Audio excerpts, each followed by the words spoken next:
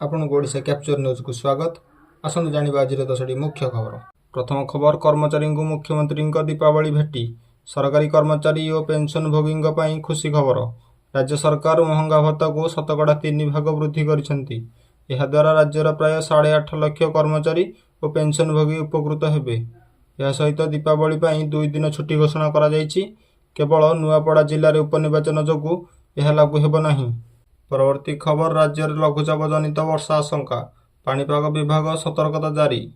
पाणीपाग विभाग सूचना अनुसार आसंता 2 दिन पर्यंत राज्य विभिन्न अंचल घड़घड़ी सह प्रबल वर्षा हेबार संभावना रही। मत्स्यजीवी मानक समुद्र को न जावाई सतर्क करा जायछि। आज दिन बेला मध्य किछि जिले में प्रबल वर्षा और वज्रपातर आशंका रही। परवर्ती खबर, ऑपरेशन अग्नि रे कोटी कोटी टंकार बाण जबत, 100 रु अधिक गिरफ। दीपावली पूर्व बेआईन भाव गच्छित थिबा बाण उपरे पुलिस बड़ कार्यानुष्ठान ऑपरेशन अग्नि जारी रही। विभिन्न स्थान प्राय 8 कोटी टंकार ऊर्ध्व बेआईन बाण जबत करा जाय 133 जन को गिरफ करा जायछि। बौद्ध जिले में सबुठु अधिक 5 कोटी टंकार बाण जबत होईछि। परवर्ती खबर, कटक जिला हस्पिटाल नुआ कोठा निर्माण विलंब, रोगी सेवा प्रभावित। कटक जिला मुख्य चिकित्सालय नुआ कोठा निर्माण कार्य समय सीमा शेष होइथिले मध्य एपर्यंत कार्य शेष होई नाही। एही विलंब जोगु रोगी और सहरवासी उपयुक्त चिकित्सा सेवा पाइबार असुविधा सम्मुखीन होउछंती, जहाँ स्वास्थ्य सेवा क्षेत्र में बड़ प्रश्नवाची सृष्टि करिछि।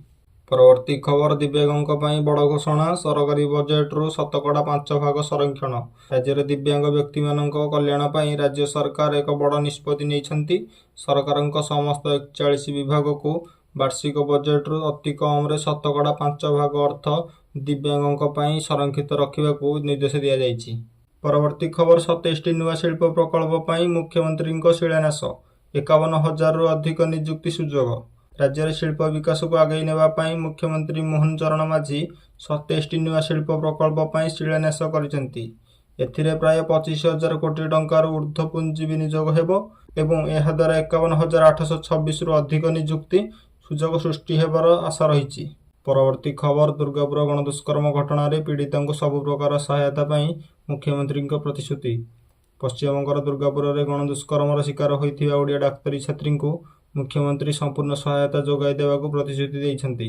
परिवार को राज्य सरकार तरफ समस्त प्रकार आवश्यक सहयोग कराजिबो बोली मुख्यमंत्री घोषणा करिसेंती। परवर्ती खबर, शिक्षक नियुक्ति रे बड़ नियम, आउ निज जिले में चाकरी मिलिबो नाही। राज्य में शिक्षक नियुक्ति पई बड़ परिवर्तन घोषणा करा जायछि। वर्तमान ठारू नूतन नियुक्ति पाउथिबा शिक्षक माने आउ निज जिले में चाकरी करि परिबे नाही।